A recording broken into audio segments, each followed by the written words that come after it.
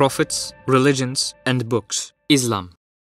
Muslims have belief principally in 6 things. They are in Allah Ta'ala, in His prophets, alayhimus salawatu wa taslimat, in His holy books, in His angels, in the fact that good and evil come from Allah, and in the rising after death. Actually, all the religions we have spoken of are based on these fundamentals. Above, we have said that worships remain between Allah Ta'ala and man.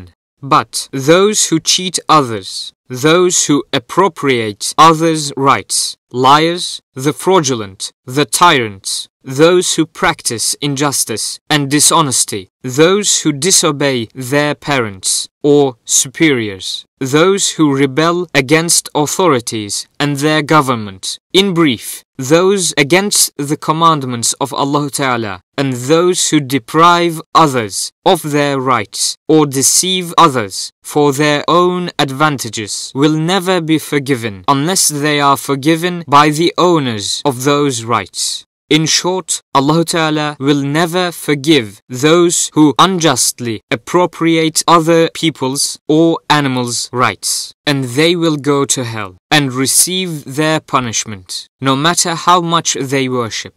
One of the human rights is to pay the mahr immediately to the woman whom one has divorced. If it is not paid, the retribution, punishment in this world and the torment in the next world will be dreadful. The most important among human rights, of which the torment will be the most dreadful, is that of not doing amru ma'ruf to relatives and to the people under one's authority. This means to discontinue teaching the Islamic religion to them. It is understood that a man who prevents them or any other Muslim from learning their religion and from worshipping by the use of torture or deceit is an enemy of Islam, a kafir or disbeliever. A Muslim who does not follow one of the 4 madhabs is called a heretic. Muslims are in great peril in the face of heretics' attempts to change the creed of Ahl Sunnah and to defile Islam and belief.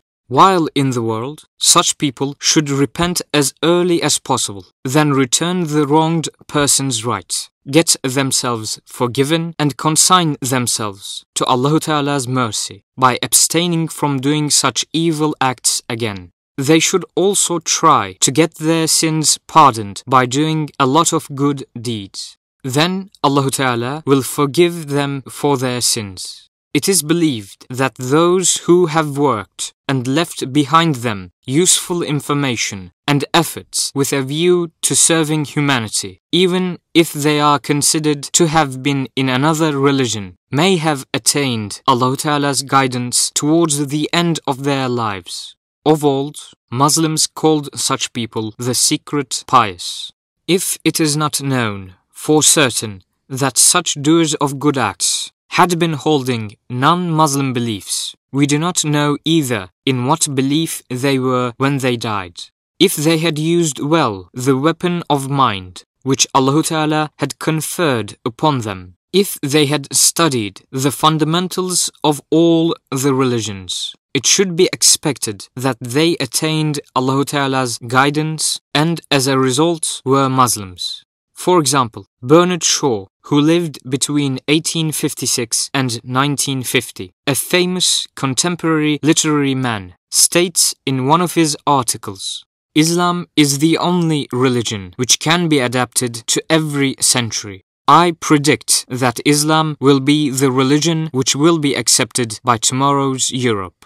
This reveals that he has accepted Islam in his heart. The German thinker and writer Emil Ludwig, who lived between 1881 and 1948, wrote in one of his works, "I visited Egypt.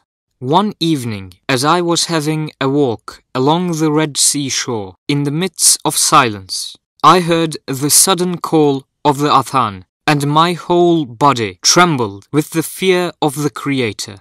All of a sudden, there arose within me a desire to throw myself into the water, to make an ablution, to prostrate, and to entreat Allah as Muslims do. Does this not show that there shone a light of hidayah, though temporarily, in that famous writer's heart? Lord Hadley, who felt a similar light of hidayah in his heart, said, after seeing the plain but bright greatness of Islam shining like a halo, you feel as if you have come out of a dark corridor into the sunlight. He later embraced Islam. Please see our publication, Why Did They Become Muslims? If such people should die without Iman, meaning faith, and be punished in the next world by Allah Ta'ala, He will certainly diminish their punishments on account of the favors they have done for humanity. It is declared in the 7th and 8th verses of Surah Zilzal in the Quran Al-Karim, he who did the tiniest bit of good will face it, and he who did the tiniest bit of evil will face it too. A Muslim will receive rewards for his good deeds both here and in the hereafter. However, a disbeliever will receive his reward only in this world. Therefore, being a disbeliever is the worst possible thing. That is why a person who has worked with the pure intention of only serving humanity and as a result has brought about developments that are beneficial for humanity while they were accomplished under the most difficult conditions of risking his health and life, but who has not been converted to Islam and died in the state of disbelief or kufr, will not be exempted from the punishment for disbelief despite his good deeds. Nonetheless, in Allah Ta'ala's view, the punishment for those hypocrites who committed every sort of evil and fraud and who pretended to worship will be much worse. Their pretending to be Muslims will not protect them from the torment which they deserve because of the disbelief in their hearts. Ottoman history gives a record of many commanders, many men of knowledge and science, who had formerly been Christians and who eventually accepted Islam and subsequently performed many services to the religion. Ismail Hakkı Efendi rahimahullah ta'ala passed away in Bursa in the year 1137 or 1725.